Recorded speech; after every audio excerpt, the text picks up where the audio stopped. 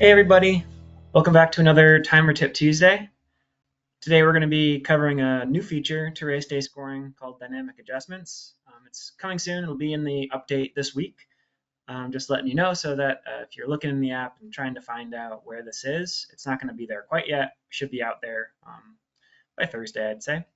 Again, thanks for joining today. We're going to be going over this new feature called Dynamic Adjustments, and I'll be telling you all about it right now. So what we're going to go through today is number one, just a review of adjustments in general. It'll give us a good baseline for your knowledge so that you can understand better how you might want to use dynamic adjustments. Then I'll introduce the feature itself, give you some examples, and then we'll go through some Q&A. So number one, what are adjustments? These are a way to change the time of a participant by adding or subtracting time from their total. These are comprised of a count and a duration. The duration is a positive or negative amount of time that you want to apply to this participant or team. The count represents the number of times that duration should be applied. Positive adjustments add time. That's useful for penalties. Negative adjustments will subtract time, useful for credits. Adjustments can be applied to a specific segment, but typically are applied to the entire race segment. So for example, you might need to apply it to a specific segment if you're doing a triathlon and you have a penalty that you want to keep track on just the bike leg, or a credit even. You have a drafting penalty you want to put on the bike leg, or you have the course goes over a train crossing and you need to apply a credit to everyone who got stopped by the train, things like that. So it's a really neat feature. It is found here on the adjustments area of the participant record. So typically the count is 1, and then the adjustment duration represents the total time of the credit. However, if you anticipate applying the same adjustment multiple times to the same individuals, it can be useful to predefine the adjustment and then just adjust the count. So this is an example of someone who's doing like a donut run where you get a credit for each donut that you eat. So each donut is worth 30 seconds, but you want to just update the count instead of figuring out the math and doing 30 seconds times 5 donuts. You can just type in 5 and then say times 30 seconds. So in this case, what you would do is set the duration to 30 seconds and then the count to how many donuts they've eaten. And instead of having a positive, which I have here, you actually want a negative because you're subtracting 30 seconds. So all this is found under the participant record, under the scoring data tab, and it's in the read and time control section. Today in the software version that's out right now, it's called adjustments section, but we're just kind of changing the name to make it a little more clear that this includes things other than adjustments, but you'll find it at the bottom of this page.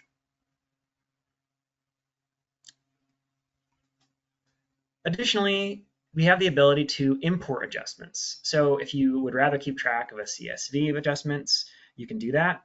Just good to know if you need to, you can use the import function here. That's under actions, under participants, import adjustments, and then you can follow along the instructions here, but basically you just have to provide how much you're adjusting and which registration ID or RaceDay scoring participant ID you are updating.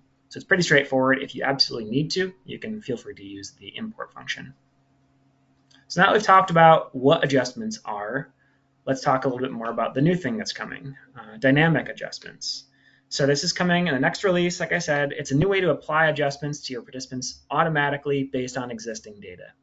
So both the count and the duration fields can be based on other existing fields. So remember we talked before, the count is like how many times you're applying the offset, and the duration is the amount of time you're applying. Both of those fields can be based on other fields in the system with this new feature. What's really cool is that the adjustment will update in real time as that data changes. So this means that you can use things like custom questions to drive your adjustment factors, both for the count and the duration. So I'll explain in detail what that all means, but basically it's going to be giving you a really flexible way to create these adjustments and have them apply automatically. So this is a neat feature. It was kind of possible to do before with custom computed fields. The major problem was that custom computed fields allow you to get really nitty-gritty and define all of this on the back end, but you could not apply it to the actual finish time fields. You could only create new time fields that you would sort on, and it caused a problem because you can't do things like team scoring on a custom field. So we needed the ability to do this adjustment on the actual finish time, and this was the solution for that. So just giving you a breakdown of what it does. Basically, you're going to be able to set up adjustments based on custom questions or fields that they define. The system supports a lot of different rules for how many times an adjustment is applied and the amount of time it's adjusted. It includes options for fixed values or dynamic calculations based on participant data. So a variable count might be like a custom field that keeps track of a number that is updated. You could use the RaceDay check-in app, for example, to update this. And a variable time field could be something like a custom question that's an actual adjustment time for each participant. So RunSignup has the ability to say that this question is a time version or a time field. And you could say that, okay, Matt gets a 2-minute penalty, and I type in 2 minutes. It could also be a drop-down where each option in the drop-down you have to define a different value. So, you're getting, let's say you have 3 different penalty levels, low, medium, and high. And in RaceDay scoring, you could say a low penalty is 1 minute, a medium penalty is 5 minutes, and a high penalty is 30 minutes, whatever. There's all sorts of things you can do here. Crucially, these adjustments, again, will respond in real time to changes in the count or duration fields. So you can use things like the RaceDay check-in app to apply time adjustments in a lot of creative ways. So here are some examples, and this is just a handful that I came up with. There's probably going to be a lot of really interesting ways that people figure out how to use this. One cool thing you could do is have one that tracks incomplete obstacles. If you're doing an obstacle run, you could have something that adds 2 minutes for each incomplete obstacle. You could base this on a custom question using the RaceDay check-in app on site. So someone who's at the station would be able to look up a participant and say, they missed an obstacle, they missed 2 obstacles, they missed 3 obstacles. And on the back end of RaceDay scoring, it would all sync over and then apply that adjustment in real time. Another one you could do is just a straight violation or a penalty. You could just apply that penalty based on a selected violation type. So again, like I said, you could have low, middle, high. You could have different defined violation types. Like for a triathlon, you could have drafting penalty, is 30 minutes, whatever. You could just set that all up on your own and figure it out. Another cool example is the donut run. The donut run is basically you subtract 30 seconds for each donut eaten. You would have a custom question based on a number of donuts eaten, and then you would just subtract 30 seconds per number of donuts eaten. You could have a custom fixed adjustment. This is basically just a straightforward one, but it's an internal custom question that's time value. And then in the check-in app, you would just enter directly in, say, okay, I know this person, I want to adjust their time by this value. And it just straight adjusts it. Another one is an obstacle bonus. So let's say you could subtract 30 seconds for each completed obstacle, plus an additional 15 seconds per additional obstacle they do. So you could program in these different examples, and I'll walk through each of them and what they would look like. It might give you a better idea of how to understand it. So first, this is going to be found under Scored Events, Dynamic Adjustments. There'll be another green button here you can click. And then let's walk through a couple. So to get started, there's a little button at the bottom that says Add Dynamic Adjustment. If you're interested in reading, you can open up that panel, yellow panel, and there will be some instructions there on how to use it and definitions of the different things. But this is the example of adding 2 minutes for each incomplete obstacle. So in this example, I have a custom question called Number of Missed Obstacles. And in this case, it was a free form field, which was just an open text field, basically. So if it's an open text field, we take that data and we just look at the number in it. If there's no number in it, we don't do anything with it. So you can't type in, 1 ONE. It has to be a number. And they'll tell you right here, it's going to ignore anything except numeric values in this case. But on the top, you would select the RunSignup custom question or RaceDay scoring custom field as the count source. And then since it's a flat 2-minute penalty per count, you would select fixed time as the duration source. So here you're going to say, okay, it's always going to be 2 minutes per count, but the count is going to change based on the number of missed obstacles. And then the segment, you're just going to apply it to the whole race. Next is that one we talked about where you're setting up a violation or a penalty. The count source will be a custom question keeping track of the number of times this person was penalized for this type of penalty. And then the duration source will be a fixed time for each of those penalty versions. So you can add as many of these as you like. This is a nice example because it demonstrates the ability for you to add multiple dynamic adjustments. So you could say here, I've got a custom question called drafting penalties, and that's going to basically, it's going to be how many of those they got. They got 1 drafting penalty, 2 drafting penalty, 3, so on and so forth. And then for each of those, you want to apply a 10-minute adjustment. And then you could have another one that's like a course violation, and then some set time you're offsetting for that. Next is the donut eating run. So this one, you're subtracting 30 seconds for each donut eaten. This is all based on a custom question again. The count source is going to be a custom question, keeping track of the number of donuts eaten. I use the freeform field again here. And then the duration source is going to be a fixed time value of -30 seconds. So again, for each donut eaten, you get -30 seconds from your entire race. Pretty straightforward once you get the hang of it. Next one, just your standard fixed adjustment.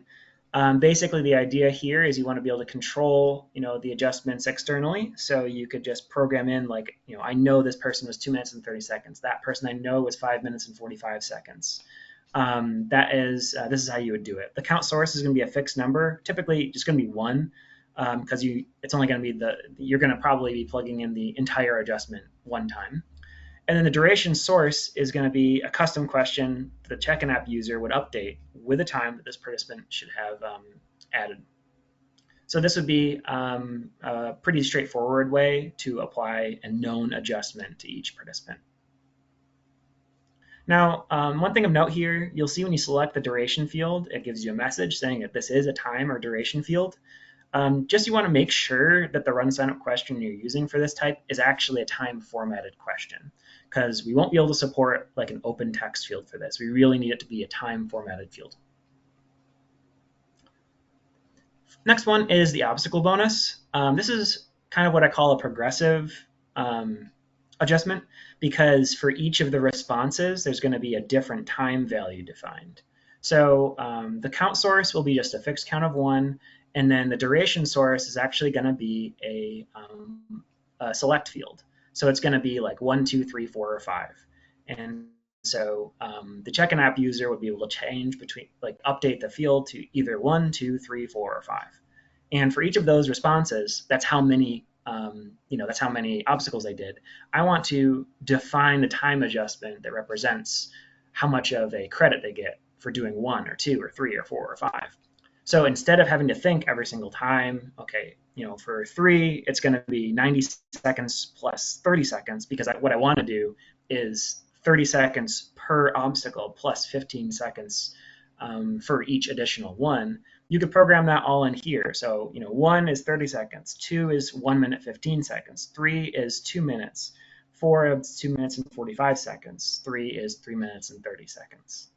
So that all you need to do is update how many they've done, and it'll figure out all the math for you and plug it all in. Just obviously make sure that the duration is marked as negative for any of the ones here that you're doing as credits versus penalties.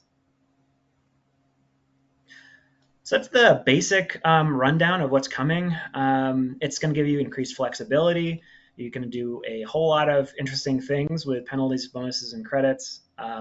It's a more simplified workflow. If you're already trying to use this today with importing spreadsheets, it's a hassle, or custom fields. It takes a lot of setup to do, and there's a limitation with what you can do in terms of team scoring. It just gives you more control. You got more precise control over how time modifications are applied. You can put this into the hands of staff members or volunteers using the check-in app. I think it's a really neat feature, and I'm really interested in hearing about how our customers use it. So that's all I had. Were there any questions that came up?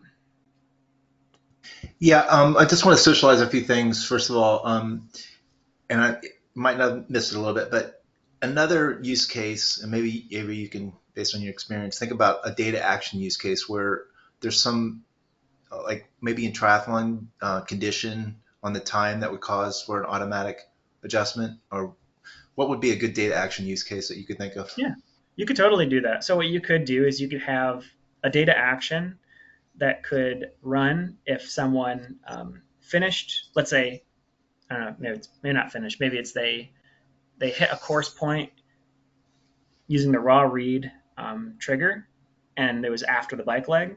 And if you, at that time that they hit that course point, if you saw that their bike leg was less than 10 minutes, you could automatically apply an adjustment factor to them. You could update What I their. was thinking was that you could automatically, again, if you had your penalties all set up with some custom question, you could Yep, automatically change that participant's custom question to that yep, response, and then that would drive the adjustment. exactly. Yeah, that's what I mean. Yep, Good. Yeah. yep, Yeah, just another thing to talk about. Again, we've been really working hard on this one. Michael's on the back end, who's our developer, did a great job on this. It's going to be a lot of different use cases, as Avery said, that we haven't even dreamed up yet. But you as timers, you guys come up with the really good examples. So make sure to feedback things to Avery. This will be released this week in V13. So again, look for it in V13. That will be the release for all this to come out. And you can start playing around with it. Jeff is asking, can it be used if someone wants to start a race early and you get a reading for the start, but it's pre-gun? No, this really wouldn't. I would not recommend doing adjustments to try and force or like change their time to be whatever it would have been if they were in off the start. What I would say for that person is just go into their record and select accept pre-gun chip start times for them. That's going to allow their chip start to be used even though it was before the gun time. That's the cleanest, easiest way to do it. I don't think it's right to try and figure out what their offset before the gun time was and then apply it as an adjustment. It's just too confusing in my opinion. Lowell's asking if we can edit a read from the check-in app. No, you cannot.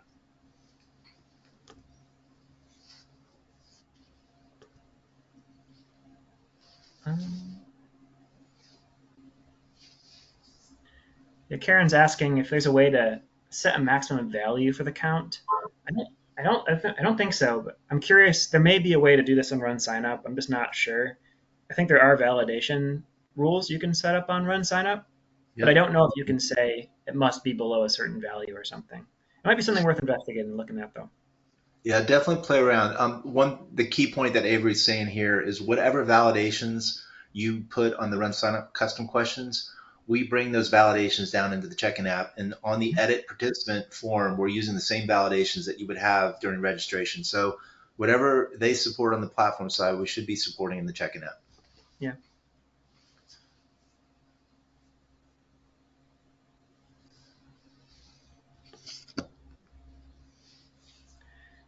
Chris is asking, unrelated, trying to integrate check-in app with RaceDay scoring. Can basic participant info be edited in the check-in app?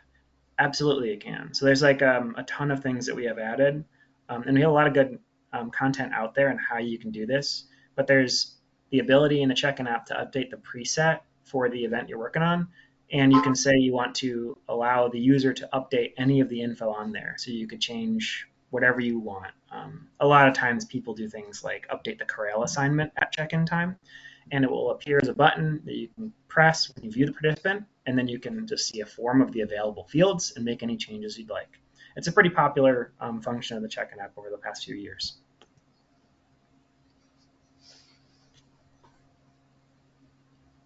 All right, cool. Well, I think that's it for today.